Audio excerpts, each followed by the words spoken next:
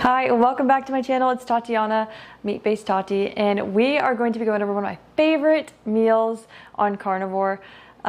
It's some carnivore tacos, and it's amazing. And we're gonna go through these cheese shells. I'm gonna show you how I implement some avocado and how carnivore is not boring. It's just one of the biggest myths that is out there, and people say carnivore is boring, I can't do it. No, when you do meals like this, it's amazing and fun. And honestly, when you're so satisfied, like just on carnivore, you don't think about other food. You don't think about the fake cakes that are out there or anything like that, because your body is satisfied and your brain is satisfied on the fats that it's given. And oh, look at that avocado. It looks beautiful. So we are going to just do a little saucy sauce, a little guac. And I basically like to do this. You might be freaking out by me putting a knife to my hand like that. Kind of how I grew up doing it, so there's no other way at this point. It is kind of tricky though when they are a little bit on the riper side. They can go through, so just be careful. As I told you to be careful. We're going to use 2 of them. Super excited. If you can tolerate avocados, you can use them, of course. They're not carnivore. As they are not meat. Another good one. But they are very good for fats still, so if you can tolerate it, go for it. If not, that cheese option is going to be so much fun anyway.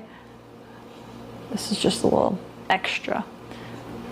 And then people think you need to make your avocado guac a little fancy, put all the different spices, but you really don't. It only needs salt, and it tastes so good that way. So let's get this scooped out so we can show you the good stuff on making these carnivore shells. I honestly am not too strict on the exact temperature that I cook my carnivore cheese shells at. They can be done at like 400, 405, 425, 375.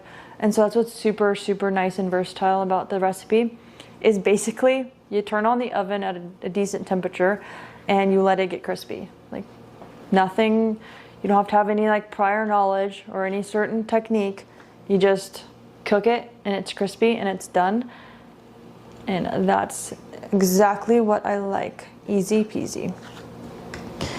And so, just gonna scoop this all out. Our last one.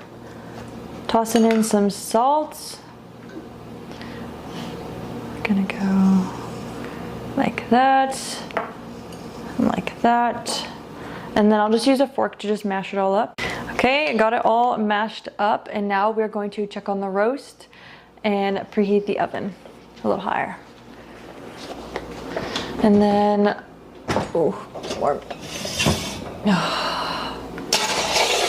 Okay, and then we are going to preheat to about 400.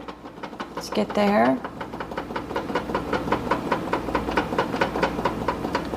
Okay. 405 is good. And I'm just going to toss these in there even though it's not all the way preheated. Again, it's easy. Bottom. And then I'll do a rough timer.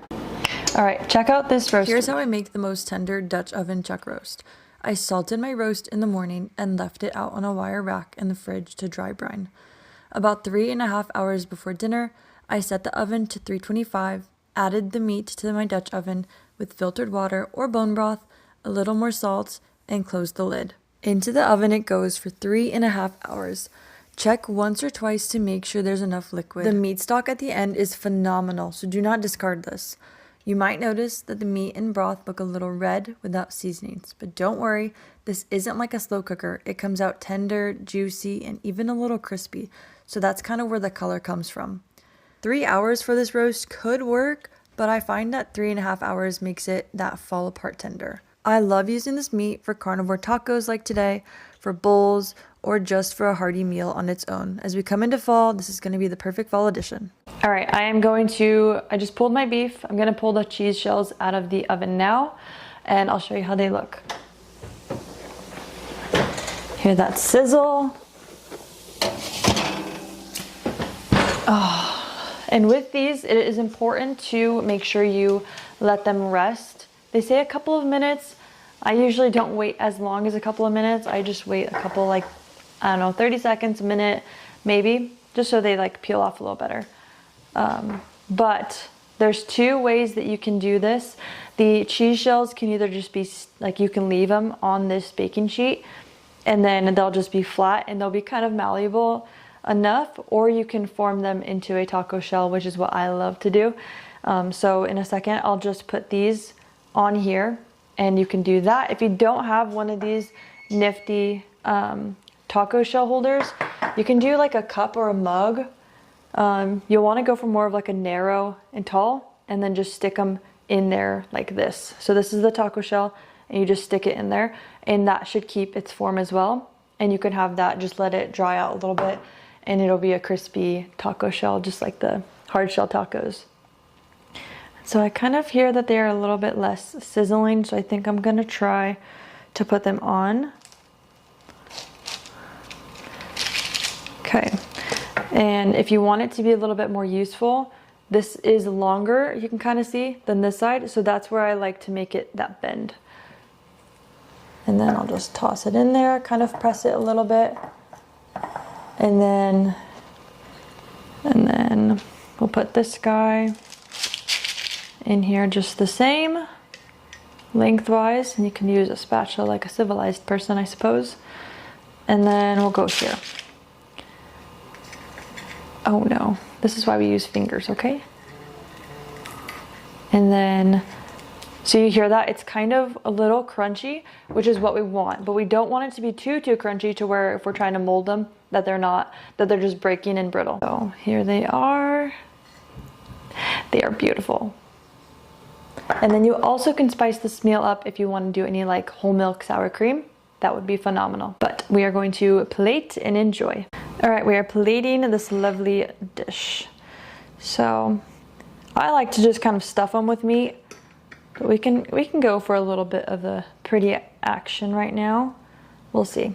I say that and then I make it. But one of the things I wanted to talk to you about is how much help it is to have my husband actually eating the same way that I am, because I can, enjoy the same meals. I can make one meal and we're both going to enjoy it. We're both going to be satisfied.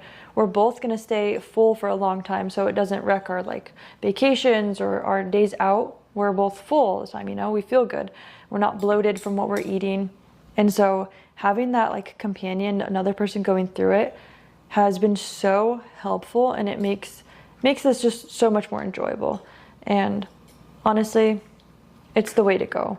If you can have both of you, whatever couple, do the same eating this nutrient dense way, it is honestly such a game changer. And then we've got to top it with some avocado, of course. Look at that beautiful contrast. And then, like I said before, sour cream would go great on here. Okay, we are going to do a lovely taste test. Let's see. Ooh, I'm gonna need some salt, guys. Some salt. Okay.